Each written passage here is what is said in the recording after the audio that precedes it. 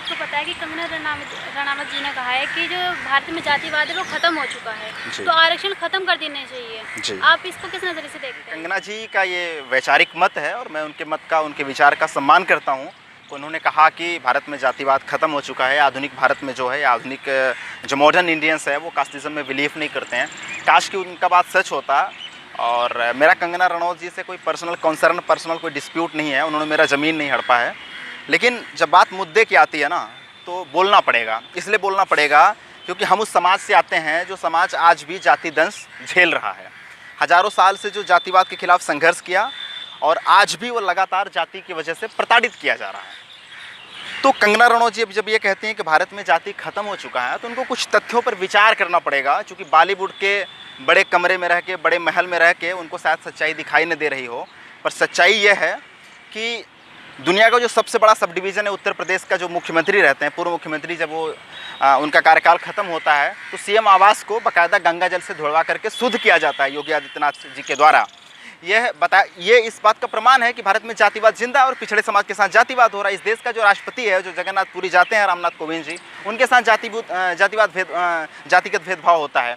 तो कहने का मतलब भारत में जाति जिंदा है। आपको 3 दिन पहले का खबर अगर आप देखे होंगी तो इसी उड़ीसा के ढकनाल में एक शेड्यूल कास्ट समाज की जो बच्ची रहती है 15 साल की, वो किसी ब्राह्मण समाज, किसी सवर्ण समाज के घर के पीछे से एक फूल तोड़ लेती है। इस वजह से 40 शेड्यूल कास्ट परिवारों को उनका बहिष्कार कर दिया गया था। और आज भी लगातार जिस तरह से जाति हत्याएं हो रही हैं, आपको उत्तर प्रदेश में अगर आप देख लीजिए, जिस तरह से बस्ती में एक शेड्यूल कास्ट महिला जो विलेज लेडी थी, प्रधान थी, उनकी हत्या कर दी गई।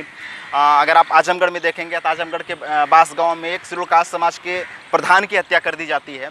अभी आगरा में योगिता गौतम की हत्या की जाती है। तो मतलब नामों का श्रृंखला बहुत लंबी है और सिर्फ नाम बदलते हैं, चेहरे बदलते हैं, लेकिन जातीय आतंकवाद लगातार बढ़ता जा रहा है भारत में। नेशनल क्राइम रिकॉर्ड ब्यूरो, और मेरा नहीं है, भारत सरकार का डाटा है, वो बाकायदा बताता है भारत में किस तरह से जाति होता है।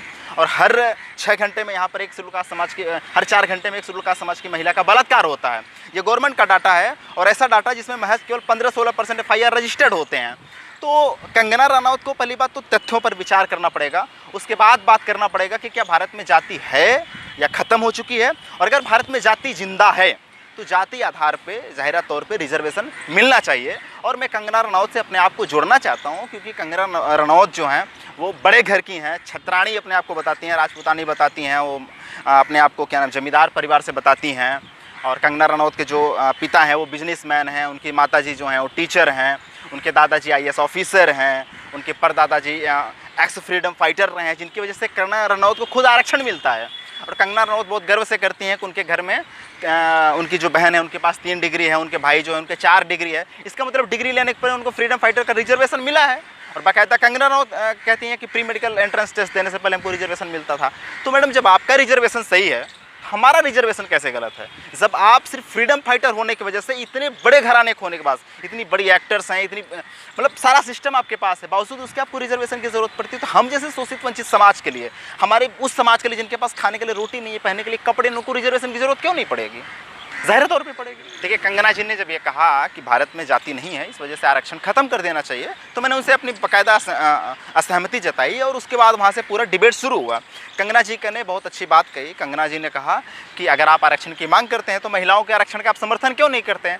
मैं बहुत तहे दिल से कहता हूँ कि इस देश में महिलाओं को बाकायदा आरक्षण मिलना चाहिए। उनकी जितनी भागीदारी, जितनी उनकी संख्या है, उनको उतना आरक्षण मिलना चाहिए। यानी 50% महिलाओं को रिजर्वेशन मिलना चाहिए। पर हमारा उससे पहले सवाल ये है कि उस 50% जो आरक्षण मिलेगा उनमें बहुजन समाज की महिलाएं कितनी रहेंगी? बहुजन समाज की महिलाओं की संख्या 85% है पूरे महिलाओं में। तो इसलिए जो महिलाओं को रिजर्वेशन मिलेगा उसमें 85% रिजर्वेशन महिलाओं को मिलना चाहिए। ये हमारा पूरा बाकायदा उनको लेकर के मत है। दूसरा, अगर रिजर्वेशन खत्म करने की बात की जा रही है तो हम कुछ तथ्यों पर बात करेंगे। शायद कंगना रनौत न पढ़ी होंगी, लेकिन उनको पढ़ना चाहिए। पढ़ना इसलिए चाहिए कि भारत का जो सुप्रीम कोर्ट है, जो सबसे बड़ा सर्वोच्च न्यायालय जिसे कहा जाता है, सर्वोच्च न्यायालय में महज 4% के ब्राह्मण, 3% के ब्राह्मण, 40% भागीदारी है। और इतनी बड़ी आबादी शेड्यूल कास्ट की, शेड्यूल ट्राइब की, लेकिन सिर्फ एक शेड्यूल कास्ट का जज है और जिसकी नियुक्ति भी 12 साल बाद हुई है। 2007 में नियुक्ति के बाद आज उनकी नियुक्ति हुई है। तो वहाँ पर तो हमारी भागीदारी नहीं है। इस देश में जो 40 सेंट्रल यूनिवर्सिटी है, वहाँ पे जब प्रोफेसर की बात की जाएगी तो ओबीसी प्रोफेसर की संख्या केवल 9 है। 300 से अधिक ओबीसी का सीट खाली पड़ा हुआ है। 95% प्रोफेसर सवर्ण हैं। किसको रिजर्वेशन मिल रहा है?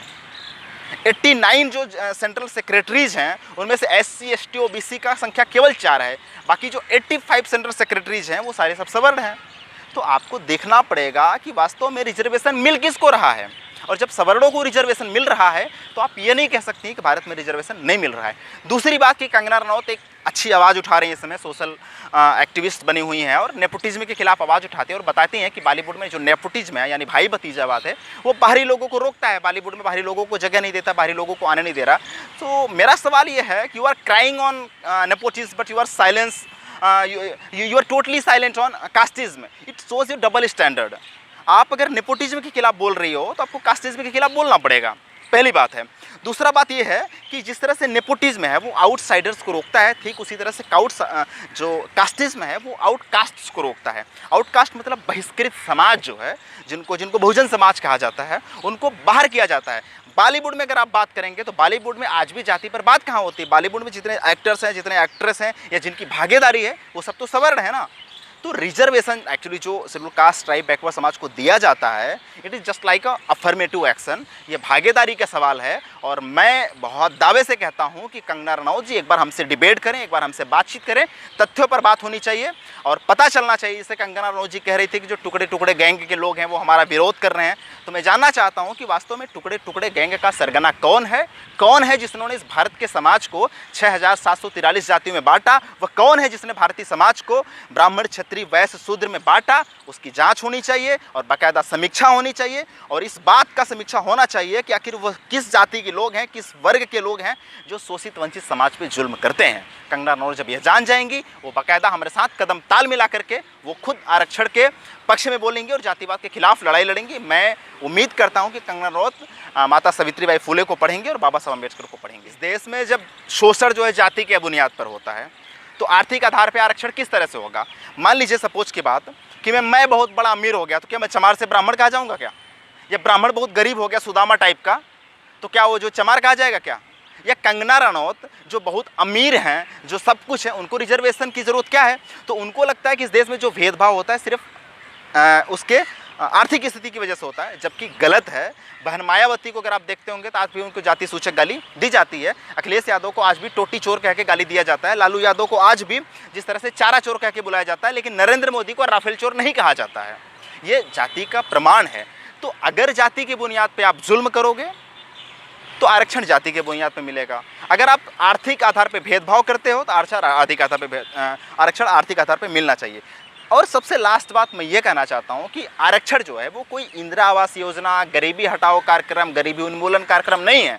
जिनको गरीबी दूर करना है उसके लिए नीति आयोग बनाया, योजना आयोग बनाया, फाइनेंस कमीशन से आप जो है उनको बाकायदा फंड जारी कीजिए, सोशल जस्टिस इम्पावरमेंट मिनिस्ट्री बनी उससे बाकायदा कीजिए, प्रधानमंत्री राहत कोष से उनको फंड दिया जाए, प्रधानमंत्री कोष से उनको फंड किया जाए, सेंट्रल जो कैबिनेट मिनिस्ट्री का जो कोष उससे उनको संचित निधि से उनको कोष दिया जाए, उनकी मदद किया जाए। आरक्षण भागीदारी का सवाल है, जिसकी जितनी संख्या है उसको उतना भागीदारी मिलना चाहिए। सिंपल सवाल। आरक्षण के खिलाफ धीरे धीरे एक तरह से एटमॉस्फेयर इन्वायरमेंट्स बनाया जा रहा है धीरे धीरे से।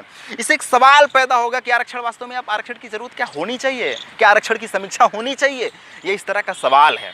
लेकिन वो जाति की बुनियाद पर बात नहीं करेंगे, जाति के आधार पर जो जुल्म होता है उस पर बात नहीं करेंगे। हम पूछना चाहते हैं कि इस देश में ललित मोदी, मेहुल चोकसी, नीरव मोदी, ये जितने लोग इस देश का भगोड़ा बने हुए हैं वो किस जाति के लोग हैं? इस देश में जो पूंजीपति हैं वो किस जाति के लोग हैं? तो आपको सबसे पहले देखना पड़ेगा इस देश में धन और धरती का संसाधन किसके पास है, इस देश में शासन प्रशासन का संसाधन किसके पास है। मैं अभी भी कह रहा हूँ न्यायपालिका तो सवर्णों का झुंड बना पड़ा है ना। आज जो सेंट्रल यूनिवर्सिटीज़ के जो प्रोफेसर हैं वो सवर्णों का झुंड बना पड़ा है ना। तो दरअसल ये आरक्षण के खिलाफ एक माहौल बना करके आरक्षण को ख़त्म करने की कोशिश कर रहे हैं। आरक्षण को गरीबी के आधार पर लागू करना चाहते हैं। और आपको भी पता होगा गरीबी इस देश में कितना है। अगर भारत सरकार का मानेंगे तो केवल 21% गरीबी है, तो आरक्षण जो 50% दिया जाता है उसको 21% करने की साजिश है। तो शोषित वंचित समाज को बाहर किया जा रहा है इस तरह से। पहली बात तो उसके खिलाफ माहौल बना के, दूसरा जिस तरह से लगातार निजीकरण कर रहे हैं, जो सरकारी कंपनियां हैं उसको प्राइवेट कंपनियां बनाए जा रहे हैं, उससे आपका आरक्षण बहुत अच्छे तरीके से ख़त्म हो रहा है। तो आरक्षण भागीदारी का सवाल है। मैं बहुजन समाज से आपके चैनल के माध्यम से ये अपील करना चाहता हूँ कि बिहार चुनाव से पहले प्रवीण तोगड़िया ने बयान दिया था कि आरक्षण की समीक्षा होनी चाहिए, और बिहार के लोगों ने भारतीय जनता पार्टी को बाकायदा सबक सिखाया था और सत्ता से बाहर किया था। लालू यादव और नीतीश यादव के गठबंधन को समर्थन किया था। वक्त बदला, हालात बदली, अमित शाह ने मुख्यमंत्री को हाईजैक कर लिया। लेकिन एक बार बिहार की आवाम को फिर से सोचना पड़ेगा कि भारतीय जनता पार्टी की अघोषित प्रवक्ता कंगना रनौत जी आरक्षण के खिलाफ बोल रही हैं। बिहार की आवाम एक बार फिर से भारतीय जनता पार्टी को सबक सिखाने का काम। जाति की समीक्षा की बात करते हैं। शायद बहुजन टीवी है जहां पर मैंने बयान दिया था जब गोरखपुर में पुल टूटा हुआ था और वो जो है लाखों लोग देखे हुए थे। मैं अभी भी कहना चाहता हूँ, जाति आधार पर जुल्म, जाति आधार पर भ्रष्टाचार, सबकी समीक्षा होनी चाहिए, बिल्कुल सबकी समीक्षा होनी चाहिए। मैं अभी भी कह रहा हूँ कि जाति आधार पे जो जुल्म होता है तो शेड्यूल कास्ट समाज का अत्याचार होता है, शेड्यूल ट्राइब समाज पर अत्याचार होता है। ये छोड़िए, आप इस बात पर समीक्षा कीजिए कि किस जाति और किस वर्ग के लोग अत्याचार कर रहे हैं, इस पर समीक्षा होनी चाहिए। रही बात पुल टूटने की, तो आप बाकायदा बताइए ना कि बनारस में जो पुल टूटा है उसका ठेकेदार कौन था। आप बताइए ना कि अभी जो बिहार में जो पुल टूटा हुआ है उसका ठेकेदार कौन है। बताइए ना कि विजय माल्या का जाति क्या है, ललित मोदी की जाति क्या है, मेहुल चौकसी की जाति क्या है।